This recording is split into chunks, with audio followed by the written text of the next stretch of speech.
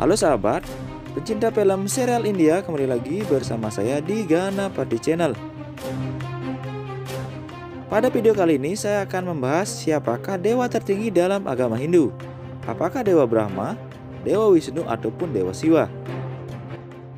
Jadi, sebelum kalian lanjut ceritanya, jangan lupa dukung channel ini dengan cara tekan tombol subscribe, kemudian klik tombol lonceng untuk mendapatkan notifikasi video terbaru. Dan bagi kalian yang tidak suka dengan spoiler, silahkan lewati video ini. Dan bagi kalian yang suka dengan spoiler, mari kita lanjutkan ceritanya.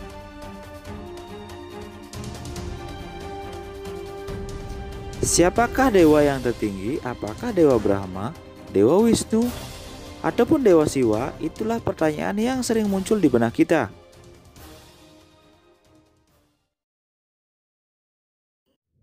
Nah, bagi saudara-saudaraku yang beragama Hindu pasti sudah tahu jawabannya. Silahkan tulis di kolom komentar. Sebenarnya Dewa Brahma, Dewa Wisnu, dan Dewa Siwa yang kita kenal dengan sebutan Trimurti, ketiganya adalah manifestasi dari Brahman, yaitu Tuhan itu sendiri. Dalam sekte Waisnawa, Dewa Wisnu dianggap sebagai Brahma Brahman. Jadi dalam sekte ini disebutkan bahwa Dewa Wisnu atau Narayana adalah dewa yang tertinggi. Namun dalam sekte Saiwa, Sadasiwa dianggap sebagai para Brahman. Jadi dalam sekte ini Dewa Siwa atau Mahadewa lah yang tertinggi. Dewa Siwa adalah wujud dari Dewa Wisnu. Dewa Wisnu adalah wujud dari Dewa Siwa. Dalam meditasinya, Dewa Siwa memuja Dewa Wisnu. Begitu pula dengan Dewa Wisnu, dia memuja Dewa Siwa dalam meditasinya. Berdasarkan sekte Saiwa, Sadasiwa adalah yang memberikan mandat kepada Dewa Wisnu untuk menjadi pemelihara alam semesta. Dalam wujudnya sebagai Sadasiwa, pada awal mula alam semesta, Sadasiwa bermeditasi kepada Dewa Wisnu sehingga Sadasiwa dapat memanifestasikan dirinya dalam wujud Brahma, Wisnu, Rudra, dan Maheswara.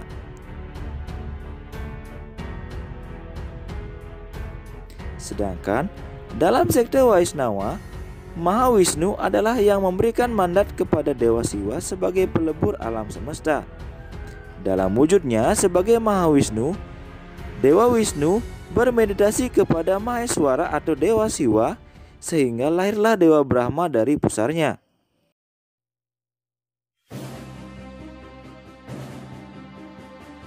Dewa Wisnu dan Dewa Siwa itu adalah satu, tidak bisa dibandingkan.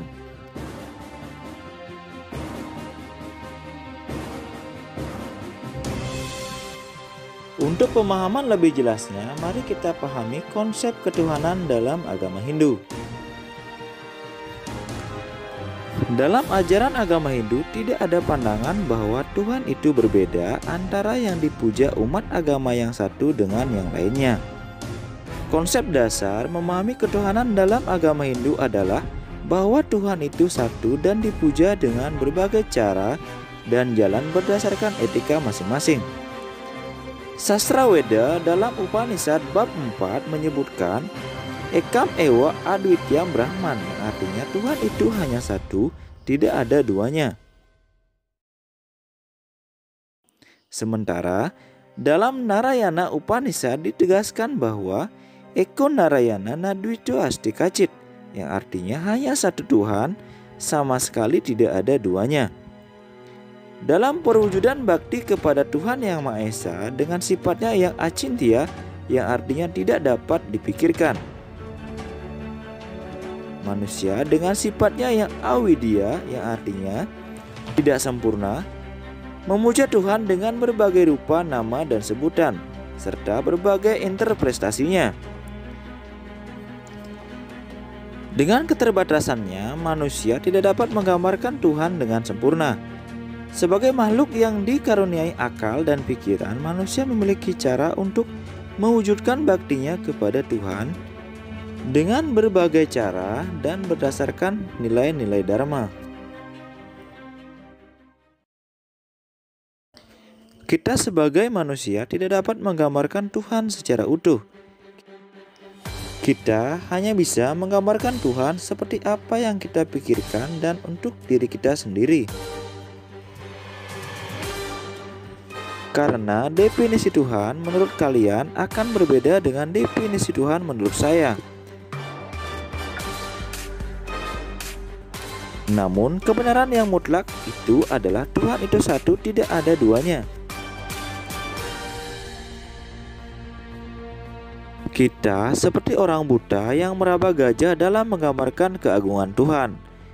Orang buta pertama ketika diberi kesempatan meraba gajah dan yang diraba adalah kaki gajah, maka dia akan memberikan definisi berdasarkan pengalaman indranya bahwa gajah itu seperti tiang-tiang yang kokoh.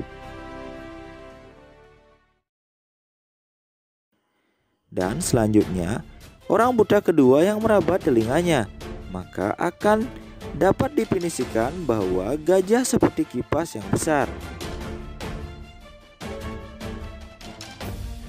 Demikian juga orang buta ketiga yang meraba ekor gajah, maka dia akan memberikan kesimpulan bahwa gajah itu seperti cambuk cemeti.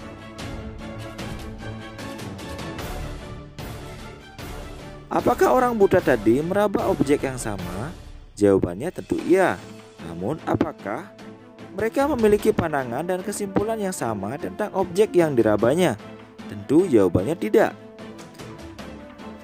Kebenarannya adalah dia meraba gajah yang sama, tapi tidak bisa menggambarkan gajah itu dengan utuh. Jika orang buta yang satu memaksakan pandangannya untuk dapat diterima oleh orang buta lainnya, maka akan terjadi konflik di antara mereka. Demikian juga kita dalam memahami Tuhan itu sendiri. Tidak ada satu orang pun di dunia ini yang dapat menggambarkan Tuhan secara utuh. Mereka memuja Tuhan dengan cara pandangan mereka yang berbeda. Jadi pujalah Tuhan itu berdasarkan keyakinan yang mendalam, yang tumbuh dari hati sanubarimu yang terdalam. Karena ketika nilai-nilai ketuhanan yang ada dalam diri kita tumbuh subur, maka tidak akan ada kesengsaraan. Maka yang tercipta hanyalah kedamaian. Nah, demikian yang bisa saya sampaikan pada video kali ini, bahwa Tuhan itu hanya satu, tidak ada duanya. Namun karena keterbatasan kita sebagai makhluk ciptaan Tuhan, jadi kita tidak bisa menggambarkan Tuhan itu secara utuh. Sehingga Tuhan itu akan didefinisikan sesuai dengan sudut pandang kita yang berbeda. Nah sahabat, demikian informasi kali ini, semoga bermanfaat. Dan saya mohon maaf jika banyak kekurangannya. Dan jangan lupa selalu dukung channel ini dengan cara tekan tombol subscribe, kemudian klik tombol lonceng untuk mendapatkan notifikasi video terbaru. Dan sampai jumpa pada video kita selanjutnya. Salam Rahayu.